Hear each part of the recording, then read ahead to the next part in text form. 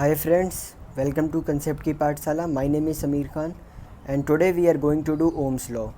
Ohm's law was given by George Simon Ohm. तो आज की वीडियो में हम करने जा रहे हैं Ohm's law. तो अब मैं आपको Ohm's law करवाने जा रहा हूँ. ठीक, तो इसको करने के बाद आपको, जैसे कुछ बच्चे कहते हैं कि Ohm's law हमें क्लियर नहीं है, हमें समझ नहीं आ रहा, तो ये वीडियो देखने के बाद मैं गारंटी दे सकता हूँ कि Ohm's law आपका एकदम क्रिस्टल क्लियर हो जाएगा. ओके, क्रिस्टल क्लियर हो जाएगा बिल्कुल. ठीक, और अगर आपको लगता है कि हाँ आपको इसके वीडियो देखने के बाद बिल्कुल समझ आ गया ओम्स का लॉ, तो वीडियो को लाइक करना ना भूलना. ओके, तो चलिए स्टार्ट करते हैं ओम्स लॉ. तो सबसे पहले जो ओम्स का लॉ हमारा स्टेट करता है वो क्या कहता है कि at a constant temperature,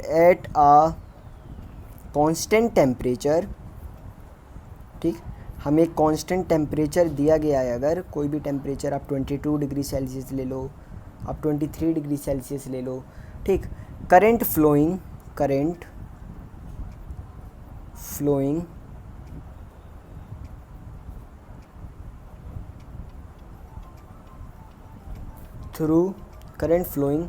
through a conductor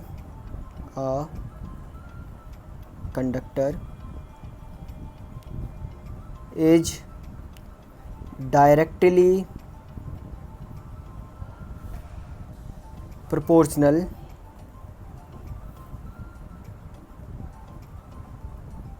okay at a constant temperature current flowing through a conductor is directly proportional to the potential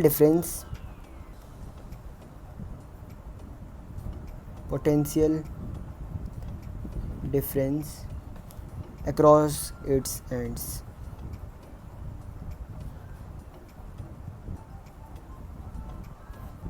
Okay, तो चलिए, now I will explain you what is Ohm's law.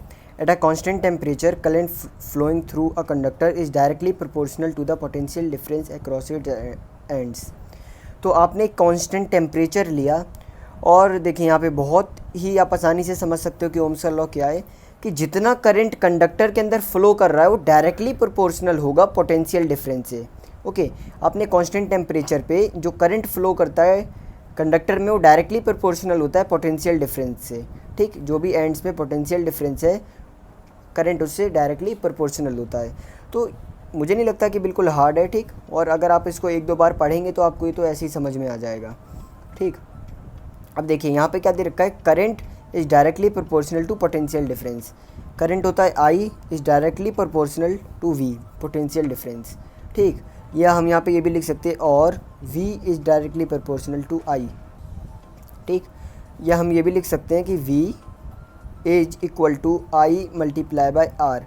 अब यहाँ पे देखिए V is directly proportional to I था, मैंने proportionality का sign हटा के इज इक्वल टू लगा दिया और एक कांस्टेंट से मल्टीप्लाई कर दिया. ठीक, ये हमारा कांस्टेंट है are.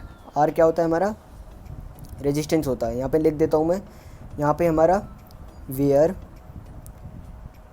We is equal to potential difference. Okay, here V is potential difference and I दे रखा है. Okay, I is current and your R is resistance. मैं आपको बता रहा था कि आर क्या होता है, हमारा रेजिस्टेंस होता है.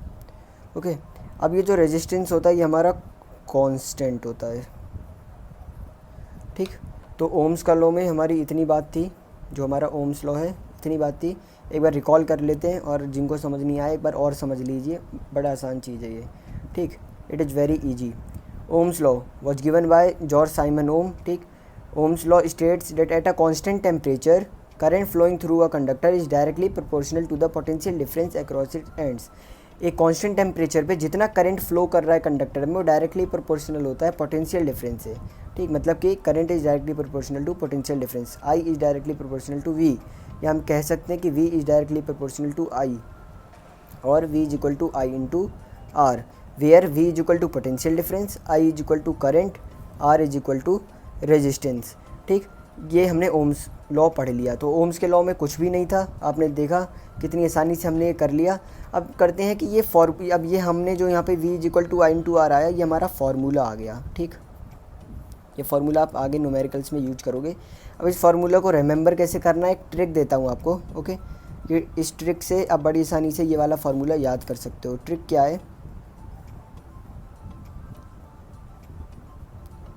ठीक है, पिरामिड बनाया मैंने ऐसे और ऐसे लिख दिया। अब आप कहोगे कि सर आप ये बताइए कि v equal to I into R, हमें तो याद करने में कोई दिक्कत ही नहीं यहाँ पे, तो आपने फिर ये जो ट्रिक दी है इसका काम क्या है। अब देखिए क्वेश्चन में कभी कभार क्या पूछा जाता है कि आई निकालो, कभी पूछा जाता है आर निकालो। तो अब यहाँ पे आर निकालने की वजह से आप यहाँ पे क्या करते हो, वैल्यू पुट करते हो। ठीक, तो जिसकी वजह से एग्ज़ाम में टाइम थोड़ा सा ज़्यादा लगता है। लेकिन आप यहाँ डायरेक्ट क्या कर सकते हो कि फॉर एग्ज़ाम्पल आपको आर निकालना है, आर निकालना है। अब देखो v ऊपर है आई नीचे, मतलब कि r is equal to v upon I. ठीक, जो भी ऊपर नीचे जहाँ पे भी ऐसे साइन आएगा इसका मतलब कि डिवाइड में है, r equal to v upon I. बहुत अच्छी ट्रिक है ये, बहुत अच्छा, मतलब ये जो ये ट्रायंगल बनाया है बहुत हेल्पफुल है ये एग्ज़ाम के लिए। ये फार्मूला बहुत अच्छे से याद कर सकते हैं। ठीक, ये ट्रिक है।